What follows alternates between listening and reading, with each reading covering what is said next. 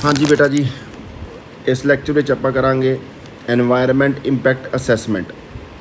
ਇਹਦਾ मतलब ਕੀ ਹੈ, क्वेश्चन ਤੁਹਾਨੂੰ ਲੱਗ ਤੋਂ ਆ ਜਾਏਗਾ। ठीक है जी, ਵੱਖੋ ਵੱਖਰੇ पॉइंट्स आ सकते। रिक्वायरमेंट की है एनवायरनमेंट इंपैक्ट असैसमेंट की, फीचर की होंगे वा एनवायरनमेंट इंपैक्ट असैसमेंट के। ठीक है जी, स्टैप किहड़े किहड़े इनवॉल्व होंगे आ।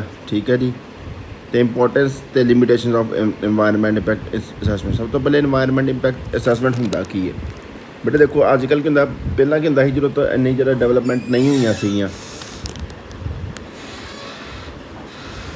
पहले जो इन्नी डेवलपमेंट नहीं हुई सी तो कोई प्रोजैक्ट करते ही आप, या कोई इंडस्ट्रीलिस्ट कोई इंडस्ट्री खड़ी करता है तो यह नहीं वेख्या जाता कि वातावरण को कितना नुकसान होएगा, क्योंकि पोल्यूशन बहुत ज़्यादा बढ़ गया, वातावरण बहुत ज़्यादा नुकसान हो गया। तो हुण कोई भी डेवलपमेंट करने तो पहला चंगी तरीके वेख प्रोजैक्ट पास करने तो पहला देखा जाए, समीक्षा की जाती है कि भाजी कि वातावरण तो कोई ज़्यादा नुकसान तो नहीं गया, आले दुआले जी लोकल आबादी है तो ज़्यादा नुकसान, उन्होंने पहला ही चैक कर लिया जाता है। इस प्रोसैस में कहते हैं environment impact assessment. Planning tool which is use to predict environment consequences. Environment तो जो एक है जो तुम कोई प्लैनिंग करते हो वह हिस्सा है जिसे तुम पहले ही करते हो, पहले ही प्रोडिक्ट करते हो कि एनवायरनमेंट के उत्ते की नुकसान होंगे, कॉन्सीक्वेंस नुकसान। ठीक है, and potential problem to the environment for any develop project well before actual execution of the project. हाले कि आप प्रोजेक्ट शुरू भी नहीं किया, उस तो पहला ही actual start of the project कर लो कि पहला ही आप अंदाजे ला लेने हैं कि एनवायरनमेंट उत्ते की नुकसान पहुँचेगा प्रोजेक्ट का, वो पहले अंदाजे लाना ही कहते गया environment impact assessment. It is a decision making tool regarding the project. ये फिर डिसीजन भी लिया जा सकता कि प्रोजेक्ट करना है कि नहीं करना। Development and program such as industrial development, airport development, dams, bridges etcetera. कोई डेवलपमेंट करनी है वह हिस्सा है। ठीक है जी,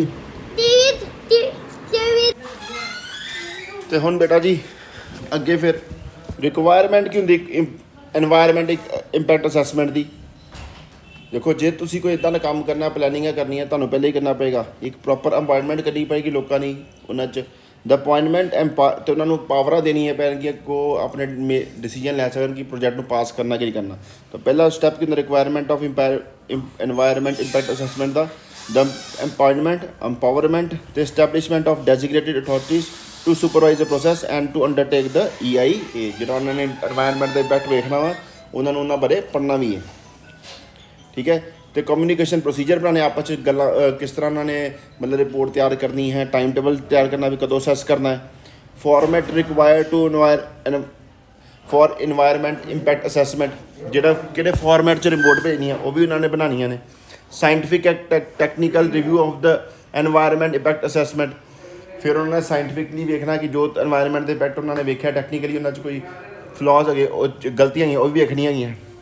पब्लिक में भी पार्टिसिपेट करना आना वध तो वध कि पब्लिक भी दसे कि हाँ भी प्रोजेक्ट किस तरह गलत हो सकता, किस तरह नुकसानदेही हो सकता। डिसीजन मेकिंग प्रोसैस च उन्होंने डिसीजन लै सकता है कि हाँ जी कि वो प्रोजेक्ट जो है पास करना है कि नहीं करना। ठीक है बेटा जी, feature of environment impact assessment. Feature क्यों इन्होंने एक तो पब्लिक को अपॉर्चुनिटी देती है पार्टिसिपेट करने की कि प्रोजेक्ट जो उत्थे होंदे है कि उन्होंने वास्ते बेनीफिट है कि किस तरह नहीं है, कोई नुकसान पहुँचेगा एनवायरनमेंट, इस तो पब्लिक की पार्टिसिपेशन बढ़ती है। ठीक है जी, कोई भी अगर कोई भी एनवायरनमेंट नुकसान देने वाली चीज़ हैगी वह पहले ही उन्होंने पता लग जाता, तो उत्ते पहले ही कंट्रोल करने के तरीके यूज़ किए जा सकते, हो सकता प्रोजेक्ट में पास ही ना किया जाए। Consider the every potential threat to the environment pollution and provides mitigation. Mitigation बेटा मतलब होता कंट्रोल, मिटिगेशन का मतलब क्या होंदा जे control measures to increase the protection of human health and सारे analyse every aspect of the project for the efficient use of natural resources. हर प्रोजेक्ट का हर पक्षों की निरीखण कर लेना ताकि वध तो वध जो उत्थे रिसोर्सिस वरते जाने हैं उन्होंने एफिशिएंट यूज़ किया जा सके, तो वेस्टेज घट हो, पोल्यूशन वगैरह घट हो। By analysing the project at proposal stages risk of environment disasters are reduced. पहले ही तुम चैक कर लेंगे कि प्रोजेक्ट का स्टार्टिंग वाले स्टेजिस से ही इदा की होंगे कि तुहानूं पता लग जाता कि नुकसान हो सकता, वो बारे तुम पहले ही कंट्रोल मैयर लै सकते हो। ठीक है बेटा जी, हुण किहड़े स्टैप्स होंगे आ जिहड़े कि EIA दे प्रोसैस विच होंदे ने। सब तो पहला होंदा स्क्रीनिंग। स्क्रीनिंग की होंदा, स्क्रीनिंग में तुसीं यह डिसाइड करना कि EIA ਦੀ ਲੋੜ ਹੈਗੀ ਵੀ ਹੈ ਕਿ ਨਹੀਂ ਗੀ। Screening process of deciding whether an EAIA is required, ਚਾਹੀਦੀ ਹੈ ਕਿ ਨਹੀਂ ਚਾਹੀਦੀ। ਇਹ ਕਿੱਥੋਂ ਡਿਟਰਮਿਨ ਹੁੰਦੀ ਹੈ ਕਿ ਸਾਈਜ਼, ਪ੍ਰੋਜੈਕਟ ਦਾ ਸਾਈਜ਼ ਕਿੱਡਾ ਹੈ ਤੇ ਕਿੱਥੇ ਉਹਨੂੰ ਇੰਪਲੀਮੈਂਟ ਕੀਤਾ ਜਾਣਾ, based on size and site of the specific information. ਉਸ ਤੋਂ ਬਾਅਦ ਸਕੋਪਿੰਗ ਵਿੱਚ ਤੁਸੀਂ ਇਹ ਪਤਾ ਲਗਾਉਣਾ ਹੈ ਕਿ ਜਿਹੜਾ ਸਟਾਰਟਿੰਗ 'ਚ ਹੀ ਪਤਾ ਲਾ ਦੇਣਾ ਕਿਹੜੇ ਮੁੱਖ ਪਰੇਸ਼ਾਨੀਆਂ ਹੋ ਸਕਦੀਆਂ, ਉਹਨਾਂ ਦਾ ਪਹਿਲਾਂ ਹੀ ਅੰਦਾਜ਼ਾ ਲਾ ਲਓ। Use to identify the key issue of concern at early stage of the planning process. Most important step ਹੈਗਾ ਜੇ EI ਦਾ, ਸਭ ਤੋਂ ਮੋਸਟ ਇੰਪੋਰਟੈਂਟ ਸਟੈਪ ਕੀ ਹੁੰਦਾ, ਸਕੋਪਿੰਗ। ਮੇਨ EI ਟੈਕਨੀਕਸ ਯੂਜ਼ ਇਨ ਸਕੋਪਿੰਗ ਆਰ ਬੇਸਲਾਈਨ ਸਟੱਡੀਜ਼, ਚੈੱਕਲਿਸਟ, ਪਹਿਲਾਂ ਹੀ ਮੈਟ੍ਰਿਕਸ, ਨੈਟਵਰਕ ਡਾਇਗਰਾਮ, ਸਾਰਾ ਕੁਝ ਬਣਾ ਇਹਨਾਂ ਦੇ ਥਰੂ ਹੈਲਪ ਦੇ ਨਾਲ ਉਹ ਵੇਖਦੇ ਆ ਸਕੋਪ ਕੀ ਹੈਗਾ ਜੀ, ਕਿਹੜਾ ਸਭ ਤੋਂ ਮੇਜਰ ਇਸ਼ੂ ਕਿਹੜਾ ਹੋ ਸਕਦਾ ਡਿਊਰਿੰਗ ਜਿਹੜਾ ਪ੍ਰੋਜੈਕਟ ਨੂੰ ਆਪਾਂ ਇੰਪਲੀਮੈਂਟ ਕਰੀਏ। ਪ੍ਰੈਡਿਕਸ਼ਨ ਐਂਡ ਮਿਟੀਗੇਸ਼ਨ, ਇਹ 'ਚ ਪਹਿਲਾਂ ਹੀ ਅੰਦਾਜ਼ਾ ਲਗਾ ਲੈਣਾ ਕਿਹੜਾ ਕੀ ਇਸ਼ੂ ਹੈ, ਉਹਦੇ ਬਾਰੇ ਫਿਰ ਪਹਿਲਾਂ ਹੀ ਉਹਦੇ ਬਾਰੇ ਕੰਟਰੋਲ ਮੈਜਰਸ ਲੈ ਲੈਣੇ। This stage form the central part of EIA, aim to introduce measure which minimise any identified adverse impacts, ਜਿਹੜੇ ਕਿ ਮਾੜੇ ਗੱਲਾਂ ਹੋ ਸਕਦੀਆਂ ਉਹਨਾਂ ਬਾਰੇ ਉਹਨਾਂ ਨੂੰ ਕੰਟਰੋਲ ਕਰਨ ਦੇ ਮੈਜਰ ਪਹਿਲੇ ਹੀ ਲੈ ਲੈਣੇ। ਐਂਡ ਐਨਹਾਂਸ ਪੋਜ਼ਿਟਿਵ ਇੰਪੈਕਟਸ, ਇਹਨਾਂ ਕੀ ਪੋਜ਼ਿਟਿਵ ਜ਼ਿਆਦਾ ਫਾਇਦੇ ਜ਼ਿਆਦਾ, ਉਹਨਾਂ ਨੂੰ ਨੁਕਸਾਨ ਘੱਟ ਹੋਣਗੇ। Mitigation measure do not define physical changes but require management or institutional changes. ਇਹ ਨਹੀਂ ਕਿ ਤੁਸੀਂ ਆਪਣੀ ਜਗ੍ਹਾ ਹੀ ਬਦਲ ਦਿਓ, ਜਿੱਥੇ ਪ੍ਰੋਜੈਕਟ ਕਰਨਾ ਉੱਥੇ ਕਰਨਾ, ਬਟ ਆਪਾਂ ਆਪਣੀ ਟੈਕਨੀਕ ਦੇ ਵਿੱਚ ਥੋੜ੍ਹਾ ਜਿਹਾ ਚੇਂਜ ਲਿਆਉਣਾ ਤਾਂ ਕਿ ਘੱਟ ਤੋਂ ਘੱਟ ਨੁਕਸਾਨ ਪਹੁੰਚੇ ਐਨਵਾਇਰਨਮੈਂਟ ਨੂੰ। ਅਤੇ ਮੈਨੇਜਮੈਂਟ ਐਂਡ ਮੋਨੀਟਰਿੰਗ, ਲਗਾਤਾਰ ਵੇਖਦੇ ਰਹਿਣਾ ਕਿ ਜਦੋਂ ਪ੍ਰੋਸੈਸ ਚੱਲ ਰਿਹਾ ਵਾ। Refer to as environment action plan or environment management plan. Purpose of monitoring is to compare predicted and actual impact. ਜਿਹੜਾ ਤੁਸੀਂ ਆਪਣੇ ਕੋਲੋਂ ਅੰਦਾਜ਼ੇ ਲਾਏ ਸੀ ਉਹਨਾਂ ਨੇ ਕਿ ਇੰਨਾ ਮਾੜਾ ਅਸਰ ਪੈ ਸਕਦਾ, ਤੇ ਵੇਖਣਾ ਬਾਕੀ ਉਨਾ ਮਾੜਾ ਅਸਰ ਪੈਂਦਾ ਕਿ ਉਹ ਤੋਂ ਘੱਟ ਪੈਂਦਾ ਕਿ ਉਹ ਤੋਂ ਵੱਧ ਪੈਂਦਾ ਹੈ, ਠੀਕ ਹੈ। Result of monitoring can be use to manage the environment, particularly to highlight problems early so that action can be taken. ਇੱਦਾਂ ਕੀ ਹੋਏਗਾ, ਜੇ ਕੋਈ ਪ੍ਰੋਬਲਮ ਆ ਰਹੀ, ਵੱਧ ਆ ਰਹੀ ਪ੍ਰੋਬਲਮ, ਤਾਂ ਉਹਨੂੰ ਪਹਿਲਾਂ ਹੀ ਆਪਾਂ ਕੰਟਰੋਲ ਕਰ ਸਕਦੇ ਹਾਂ। ਆਡੀਟਿੰਗ ਇਹ ਲਾਸਟ ਸਟੇਜ ਹੁੰਦਾ ਕਿਸੇ ਵੀ EI ਰਿਪੋਰਟ ਦਾ, ਯੂਜਲੀ ਡਨ ਐਸ, ਇਹਦੇ ਵਾਸਤੇ ਵੱਖਰੇ ਬੰਦੇ ਰੱਖੇ ਜਾਂਦੇ specialist. Audit should include any analysis of the technical procedure and decision making aspects of the EIA, ਠੀਕ ਹੈ ਬੇਟਾ ਜੀ। ਇਹ 'ਚ ਸਾਰਾ ਕੁਛ ਕਿਹੜੇ ਡਿਸੀਜਨ ਲਏ ਸੀ, ਕਿੱਦਾਂ ਲਿਆ ਸੀ, ਕਿਹੜੇ ਪ੍ਰੋਸੀਜਰ ਵਰਤੇ, ਕਿਹੜੀ ਟੈਕਨੀਕ ਵਰਤੀਆਂ, ਉਹਨਾਂ ਸਾਰਾ ਕੁਛ ਉਹਨਾਂ ਦੀ ਆਡਿਟ ਨੇ ਉਹਨਾਂ ਨੂੰ ਐਨਾਲਾਈਜ਼ ਕਰਨਾ ਹੁੰਦਾ। Audit determines whether recommendation and requirement made by EIA steps were incorporated successfully into project implementation. ਉਹਨਾਂ ਨੇ ਇਹ ਵੇਖਣਾ ਹੁੰਦਾ ਕਿ ਜਿਹੜੇ EIA ਨੇ ਆਪਣੀ ਰਿਪੋਰਟ ਵਿੱਚ ਸਟੈਪ ਮੈਂਸ਼ਨ ਕੀਤੇ ਸੀ, ਉਹ ਜਦੋਂ ਪ੍ਰੋਜੈਕਟ ਉਹਨਾਂ ਨੂੰ ਵਰਤਿਆ ਗਿਆ ਹੈ, ਉਹਨਾਂ ਨੂੰ ਪ੍ਰੋਜੈਕਟ ਬਣਾਇਆ ਜਾ ਰਿਹਾ ਸੀ ਜਾਂ ਪ੍ਰੋਜੈਕਟ ਨੂੰ ਕਰਦੇ ਪਏ ਸੀ, ਉਹ ਜਿਹੜਾ EIA ਨੇ ਆਪਣੀ ਰਿਪੋਰਟ 'ਚ ਮੈਂਸ਼ਨ ਕੀਤਾ ਸੀ, ਉਹ ਉਹਨਾਂ ਨੇ ਸਟੈਪ ਯੂਜ਼ ਕੀਤੇ ਹੈ ਕਿ ਨਹੀਂ ਕੀਤੇ ਹੈ।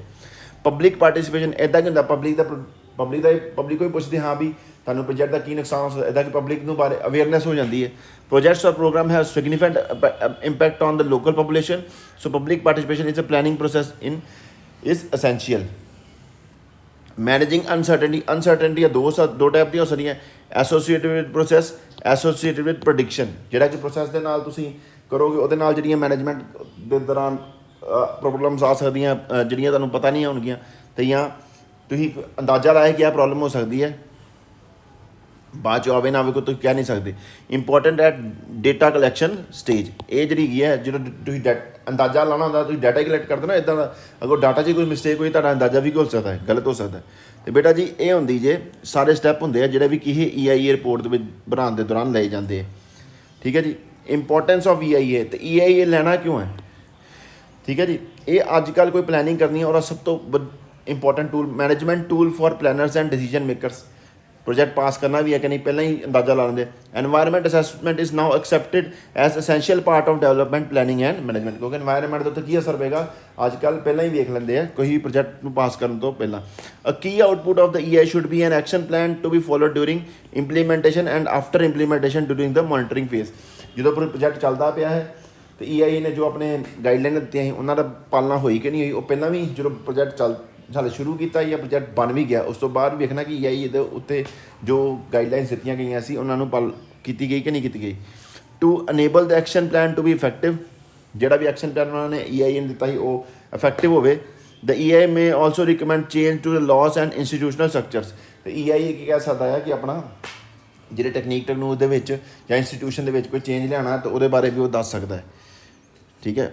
ਤਾਂ ਲਿਮੀਟੇਸ਼ਨ ਕੀ ਹੁੰਦੀ ਹੈ, ਲਿਮੀਟੇਸ਼ਨ ਵੇਖੋ ਬੇਟਾ ਜੀ, ਜੇ ਕੋਈ ਅਥਾਰਟੀ ਬਣੀ ਹੈ ਤਾਂ ਆਪਣੀ ਮਿਸਯੂਜ਼ ਵੀ ਕਰ ਸਕਦੀ ਪਾਵਰ ਦਾ। ਇੰਨਾ ਕੀ ਹੋਏਗੀ, ਕਰਪਸ਼ਨ ਵੱਧ ਸਕਦੀ ਹੈ, ਹੋ ਸਕਦਾ ਪ੍ਰੋਜੈਕਟ ਵਿੱਚ ਕੋਈ ਕਮੀ ਨਾ ਹੋਵੇ ਅਤੇ ਪਹਿਲਾਂ ਹੀ ਉਹ ਜਾਣ ਬੁੱਝ ਕੇ ਪ੍ਰੋਜੈਕਟ ਨੂੰ ਅਟਕਾਉਂਦੇ ਰਹਿਣ, ਠੀਕ ਹੈ, ਇੱਦਾਂ ਕਰਪਸ਼ਨ ਵੱਧ ਸਕਦੀ ਹੈ।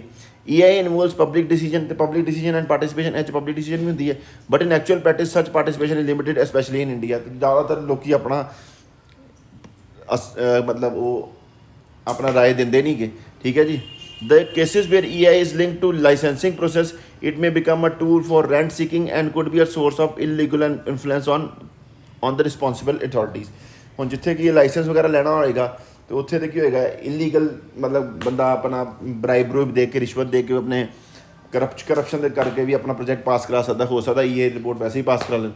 It further leads to corruption and mismanagement, ਠੀਕ ਹੈ ਜੀ। ਤੇ ਜੇ ਪਹਿਲੇ ਕੀ ਹੁੰਦਾ ਜੇ ਪ੍ਰੋਸੈਸ, ਹੁਣ ਕੀ ਹੋਏਗਾ, ਤੁਹਾਨੂੰ ਪਹਿਲਾਂ ਇਵੈਲੂਏਟ ਕਰਾਉਣਾ ਪਏਗਾ। ਇਹਨਾਂ ਕੀ ਹੋ ਸਕਦਾ ਤੇਰਾ ਪ੍ਰੋਸੈਸ ਹੁੰਦੇ ਹਨ, ਪ੍ਰੋਜੈਕਟ ਚੰਗਾ ਹੋਵੇ ਬਟ ਉਹਨੂੰ ਪਾਸ ਹੁੰਦੇ ਟਾਈਮ ਲੱਗ ਜੇ, ਤੇ ਟਾਈਮ ਕੱਲ੍ਹ ਨੂੰ ਉਹ ਪ੍ਰੋਜੈਕਟ ਦੀ ਕੋਈ ਵੈਲਿਊ ਨਾ ਰਵੇ, ਤੇ ਇਹ ਕੀ ਹੁੰਦਾ ਟਾਈਮ ਕੰਜ਼ਿਊਮਿੰਗ ਪ੍ਰੋਸੈਸ ਹੋ ਸਕਦਾ, ਠੀਕ ਹੈ ਬੇਟਾ ਜੀ। ਇਹ ਸਾਰੇ ਮੈਂ ਤੁਹਾਨੂੰ ਗੱਲਾਂ, ਲਿਮਿਟੇਸ਼ਨ ਵੀ ਦੱਸਤੀਆਂ EIA ਦੀਆਂ, ਇੰਪੋਰਟੈਂਸ ਵੀ ਦੱਸਤੀ ਹੈ, ਕਿਹੜੇ ਕਿਹੜੇ ਸਟੈਪ ਹੁੰਦੇ EIA ਦੇ ਦੌਰਾਨ, ਕਿਉਂ EIA ਦੀ ਰਿਕੁਆਇਰਮੈਂਟ ਪਈ, ਕਿਹੜੇ ਕਿਹੜੇ ਫੀਚਰ ਹੈਗੇ ਨੇ EIA ਦੇ, ਤੇ EIA ਹੁੰਦਾ ਕੀ ਹੈ, ਇਹਦੇ ਬਾਰੇ ਤੁਹਾਨੂੰ ਮੈਂ ਸਾਰੀ ਜਾਣਕਾਰੀ ਇਸ ਲੈਕਚਰ ਵਿੱਚ ਦੇ ਦਿੱਤੀ ਹੈ, ਠੀਕ ਹੈ ਜੀ। ਮੋਟਾ ਮੋਟਾ ਯਾਨੀ ਕਿ EIA ਦਾ ਮਤਲਬ ਕਿ ਪਹਿਲਾਂ ਹੀ ਤੁਸੀਂ ਵੇਖਣਾ, ਕੋਈ ਪ੍ਰੋਜੈਕਟ ਕਰਨ ਤੋਂ ਪਹਿਲਾਂ ਆਪਾਂ ਅਸੈਸ ਕਰਾਉਣਾ ਹੈ, ਪਾਸ ਕਰਾਉਣਾ ਹੈ ਕਿ ਸਾਡਾ ਪ੍ਰੋਜੈਕਟ ਕਿੱਦਾਂ ਐਨਵਾਇਰਨਮੈਂਟ ਦੇ ਉੱਤੇ ਨੁਕਸਾਨ ਦੇ, ਤਾਂ ਕਿ ਇੰਨਾ ਕੀ ਹੋਏਗਾ, ਪੋਲਿਊਸ਼ਨ 'ਤੇ ਕੰਟਰੋਲ ਪਾਇਆ ਜਾ ਸਕੇ, ਠੀਕ ਹੈ ਜੀ।